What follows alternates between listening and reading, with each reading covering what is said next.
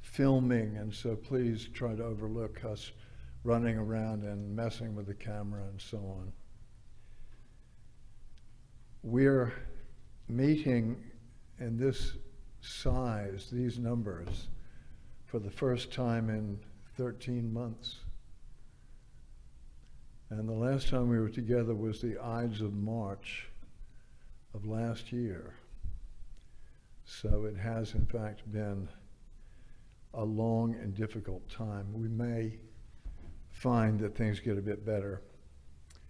We hope so anyway.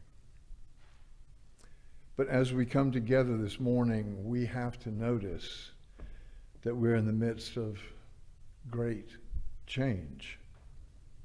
The season, mercifully, is changing. The way we live has been changing. The world is changing. Just a glance at the news will tell you that. So great forces are moving all around us. Sometimes we're aware of them and sometimes not. And those forces may seem ominous at times. And if it were possible, we might choose to deny or ignore them in favor of seeking a lost normal. But with loving awareness, the risk and uncertainty of our times now can lead to a resurrection of hope, hope of a different kind, that requires that all of us prepare to be flexible. So let that be our purpose here together this morning. Let us, by our very presence and by our loving intention, be a source of strength to each other. And we can't go around shaking hands like we used to, but have a look around the room and just nod to people. These are people you have a lot in common with, whether you know it or not. So we are gathered now. We are ready. So let's begin by lighting the symbol and the sustaining act of our movement, the chalice.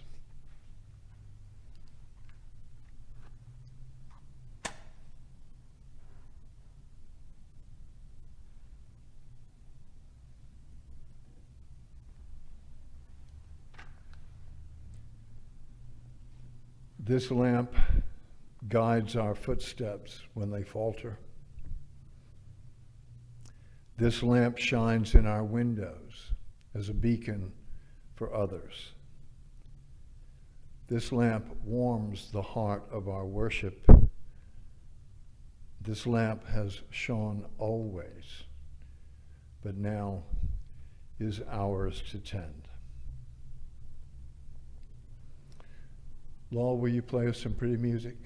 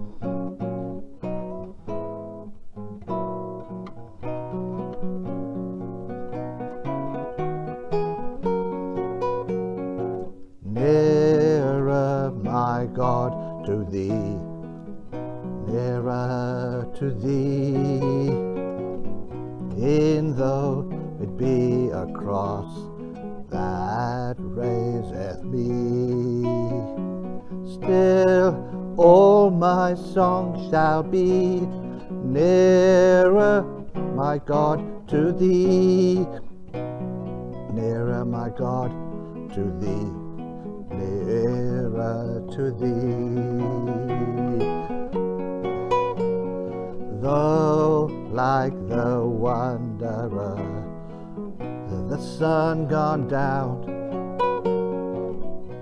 darkness be over me, my rest a stone.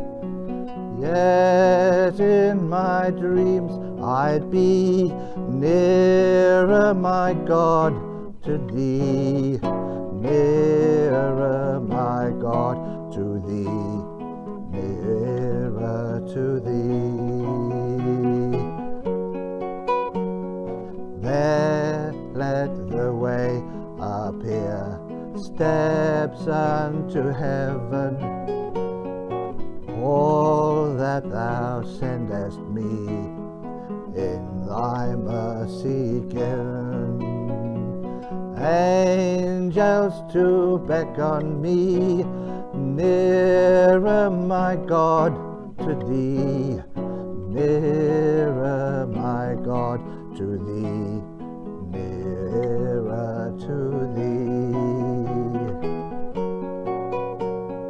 Then with my waking thoughts bright with thy praise, out of my stony grief Bethel I'll raise, so by my woes to be nearer, my God, to thee, nearer, my God, to thee, nearer to thee.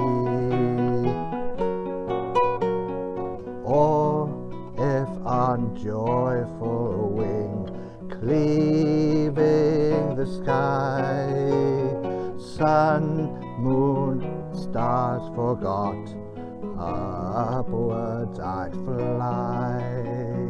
Still all my song shall be nearer, my God, to thee, nearer, my God, to thee, nearer to thee, nearer, my God, to thee, nearer to thee.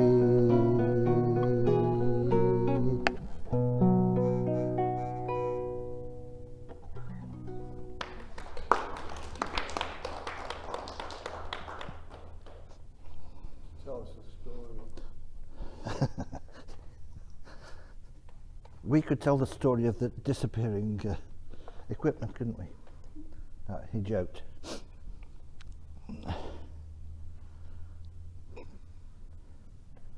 I'm tempted to say, are you all sitting comfortably? Then I'll begin. Remember that. You need to get that closer to your mouth. Closer. You need to be right up there.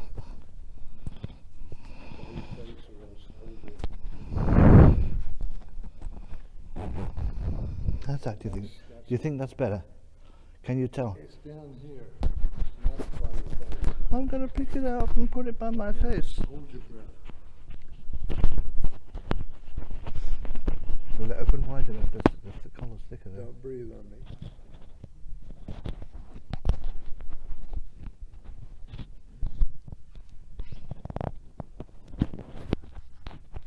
Okay. Okay. All right, this is this story is God in a box. The little box sat on the table of the antiques dealer.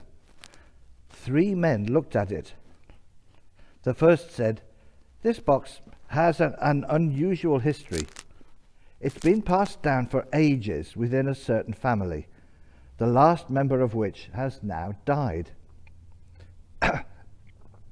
This is how I came to possess it." "What does the box contain?" asked one of his companions, a politician. "It is said to contain God himself," replied the merchant.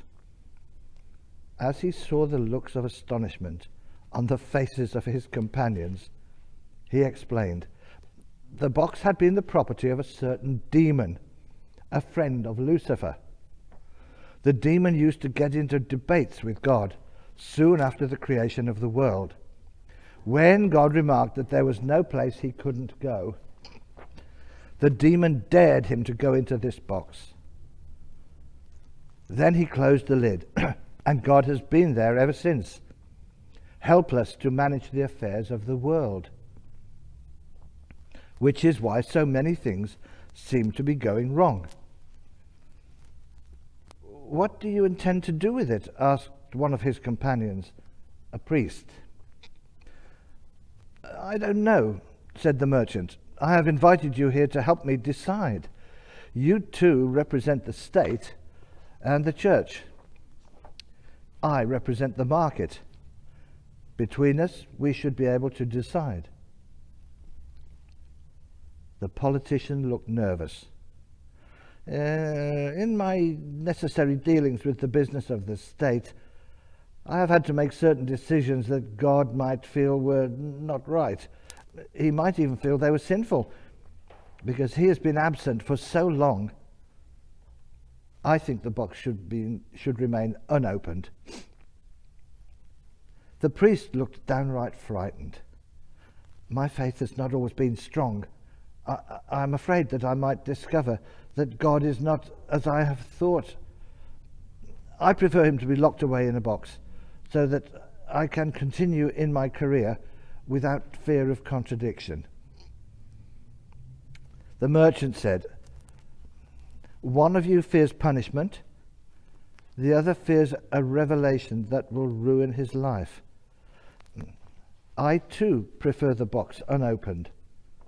I fear it will lose its value if its contents are allowed to escape." He put the box on a shelf behind him. "Let it remain as it is, a mystery." Unnoticed by them, the young granddaughter of the antiques dealer had been listening.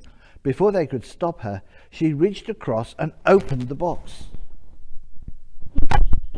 Oh, I've done that. The 3 men gasped. They looked at the open box in her hand, which appeared to be empty. "Silly girl," said her grandfather. "Silly you," she replied. "Silly all of you. Of course God was in the box, just as he has been around listening to your philosophy. That's because if he is anywhere at all, he is everywhere." Thank you.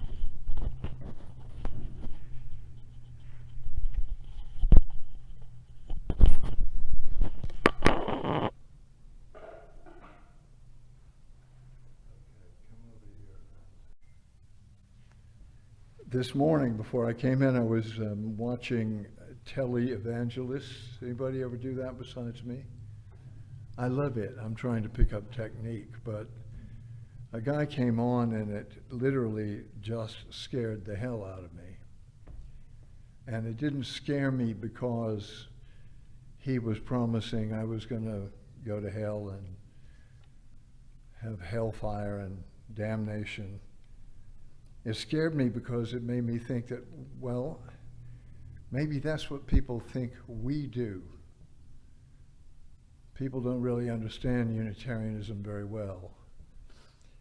But I thought, gosh, if there's anything we can do to dispel that idea, that we have to. Now here's an example. The guy I work for, as once defined by a labor tribunal some years ago, you might call an absentee employer. You might think I work for the church committee or the Unitarian General Assembly, but these bodies are just enablers, technically, who give me a stipend to do the work of somebody generally known as God, which is fine, except that none of us know his legal address or how to contact him or her. And if that isn't enough, nobody can say with certainty that he or she even exists at all. The best evidence we have is a bunch of second-hand reports, which are usually referred to as scripture. Well, most of us don't think of God, if he exists at all, as a hearing, communicating being, checking our behavior, waiting to give us pass or fail points, paying attention to all of life's little problems.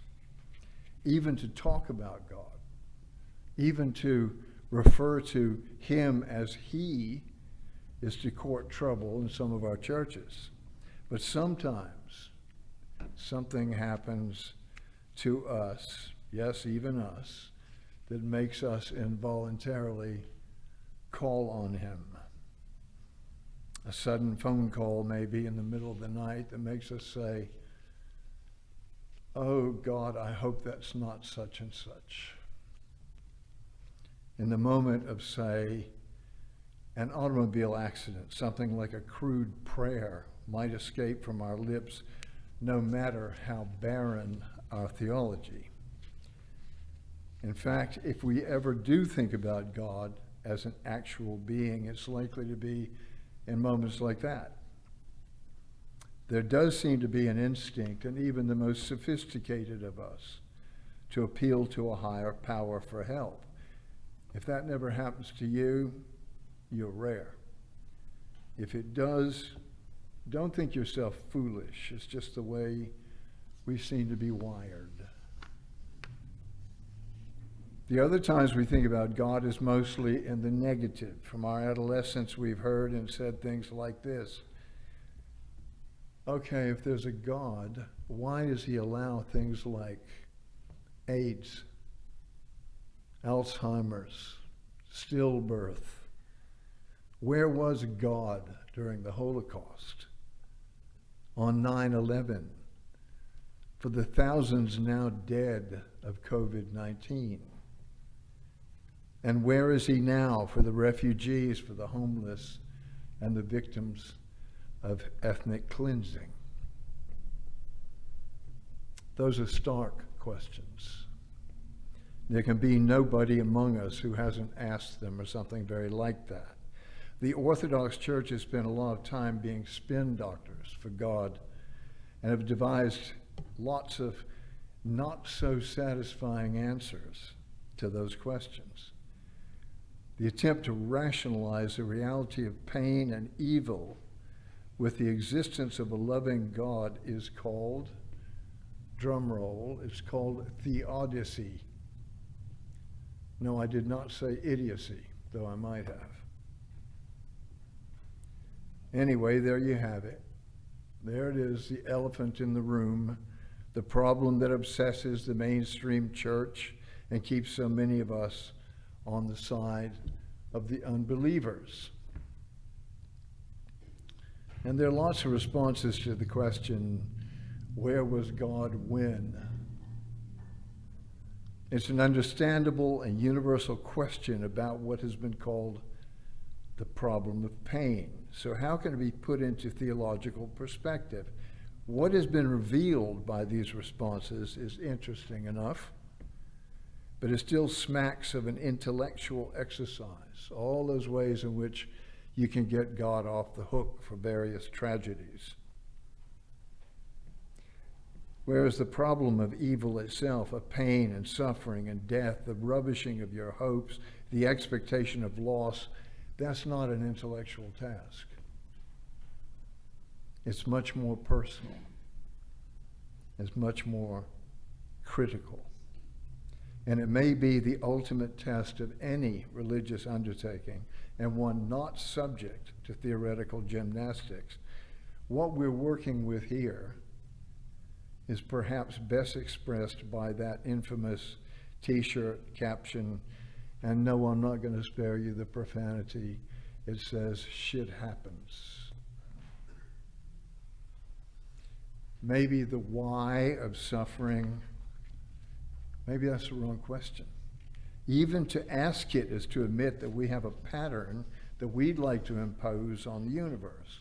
It's a bit like the process of psychological projection, something which we all do onto other people. And by being ignorant, we unvaryingly do to God as well. We impose our idea of what God should be like on God, if any.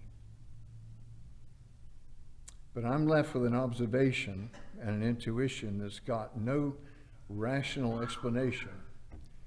And I think it's possible that maybe you do too, or maybe you wouldn't be here this morning. Here's the observation. When I was young, I was much more certain than I am now that I knew pretty much everything there was to know. I did. I knew lots of stuff. My parents, God help them, they didn't know much. But as I've aged, I seem to know less and less all the time. The universe, instead of getting smaller and simpler, is getting larger. It's getting more complex. And because of this, I've come to accept that there's much that I will never know. And oddly, this does more to comfort me than to bother me.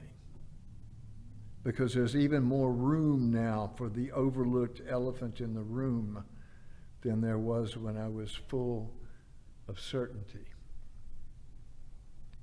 I was watching Certainty this morning in the televangelists.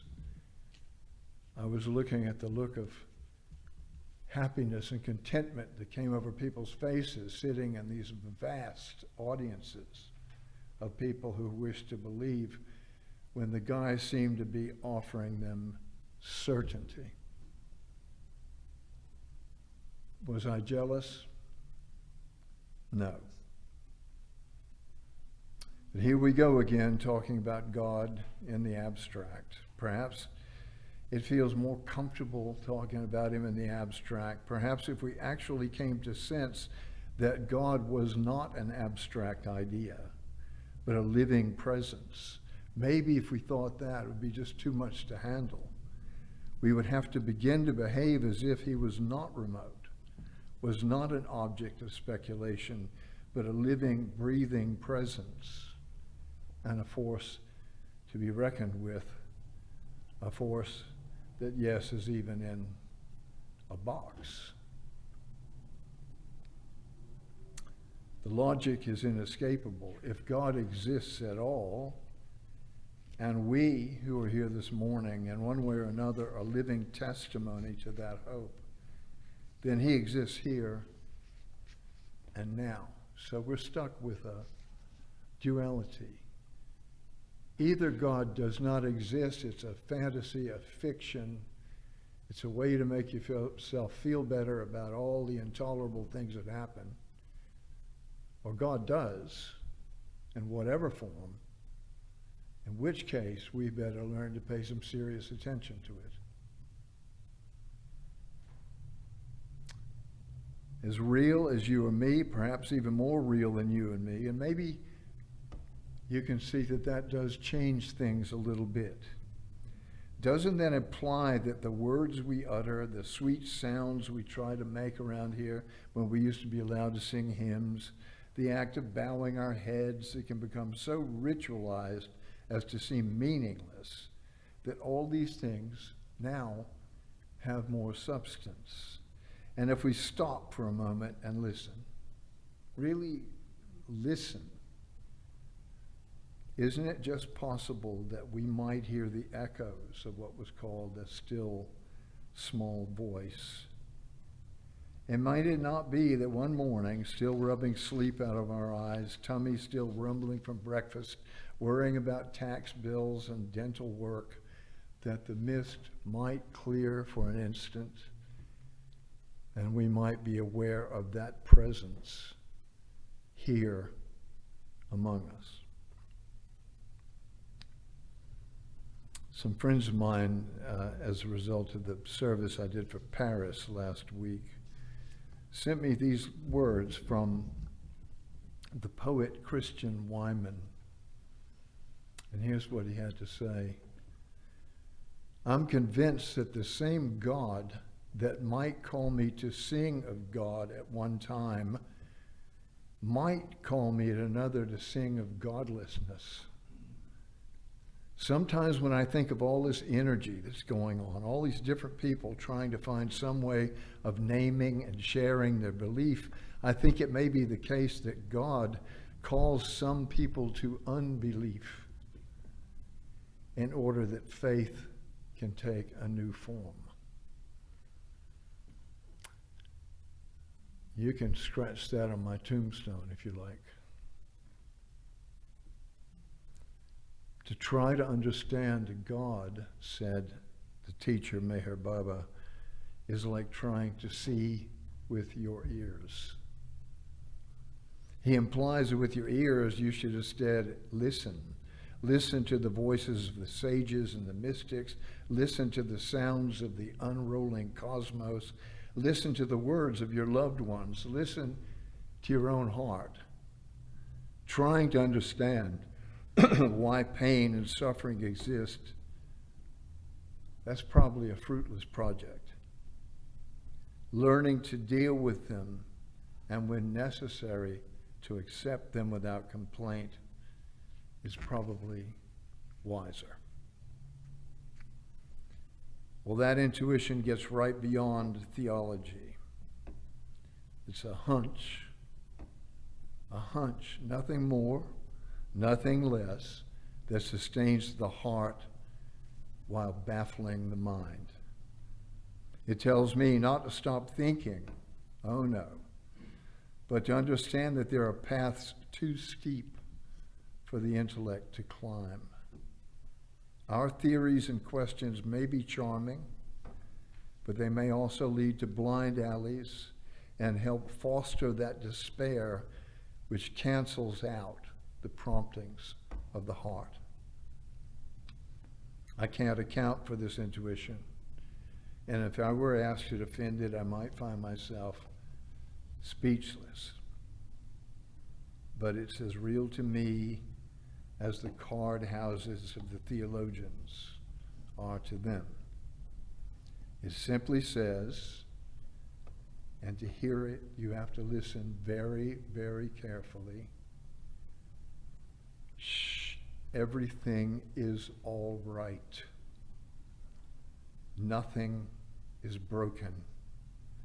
If we don't understand now, maybe someday we will. And then the only thing left to say will be, Amen.